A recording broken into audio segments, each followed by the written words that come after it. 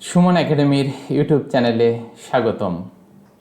আমরা আজকে আলোচনা করব প্রথম অধ্যায়ের 16 নং পৃষ্ঠার 11 নং অঙ্কের আলোকে একটি অঙ্ক, যোগ্যতা ভিত্তিক অঙ্ক। অঙ্কটিতে বলা হয়েছে রাখি প্রতি মাসে 950 টাকা সঞ্চয় করে, 5 মাসে কত টাকা সঞ্চয় করবে।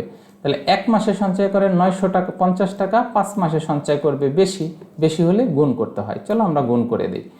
1 মাসে সঞ্চয় করে 950 টাকা, সুতরাং 5 মাসে সঞ্চয় করে 950 গুণ 5 টাকা।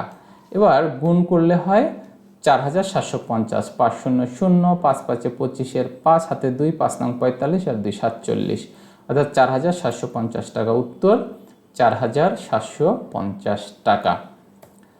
আশা করি ক নংয়ের অঙ্কটি বুঝতে পেরেছো। এবার চলো আমরা খ নংয়ের অঙ্কটা একটু বুঝি। তার আগে প্রশ্নটা একটু বুঝে আসি। কততম মাসে তার সঞ্চিত টাকা 50,000 অতিক্রম করবে? আবার বলেছে ওই যে সে ক্রমবাচক সংখ্যায় লেখো। হ্যাঁ, তো ক্রমবাচক সংখ্যায় যদি লিখি কততম মাসে তার সঞ্চিত টাকা 50,000 অতিক্রম করবে, তাহলে 50,000কে ভাগ দিতে হবে 950 দিয়ে, তাহলে আমরা পেয়ে যাব কততম মাসে অতিক্রম করবে। এবার চলো আমরা অঙ্কটা সাজিয়ে নেই। একই নিয়ম, এই কততম মাসে সঞ্চিত টাকা এত অতিক্রম করবে, ক্রমবাচক সংখ্যায় লেখো, এই টাইপের যতগুলো অঙ্ক আছে সব এই নিয়মে করবে তোমরা। হ্যাঁ, আমরা যদি 50,000 টাকাকে 950 টাকা দিয়ে ভাগ করি তাহলে ভাগফল এত, ভাগশেষ এত। হ্যাঁ, এভাবে। এখন ভাগফল এত, ভাগশেষ এত, এটা লেখার আগে অবশ্যই ভাগ রাফে করে নিবে। আচ্ছা, এরপরে আমরা এখানে ভাগ রাফে দেখিয়ে দিলাম। তো এখানে দেখো 950 দিয়ে 50,000কে ভাগ করলে হয় 52 আর ভাগশেষ হয় 600, অর্থাৎ 52তম মাস পর 600 টাকা বাকি থাকে।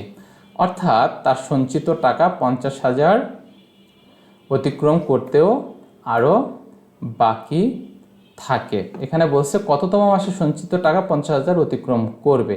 তাহলে দেখা গেছে যে 52তম মাসে তার সঞ্চিত 52তম মাসে তার সঞ্চিত টাকা 50,000 অতিক্রম করবে না, কারণ আরও 600 টাকা বাকি থাকবে।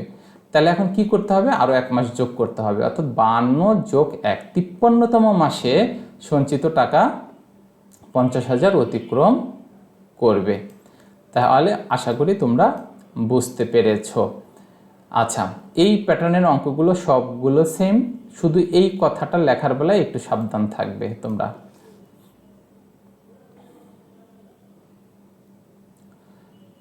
আশা করি অঙ্কটি বুঝতে পেরেছো। অনেক অনেক ধন্যবাদ অঙ্কটি দেখার জন্য।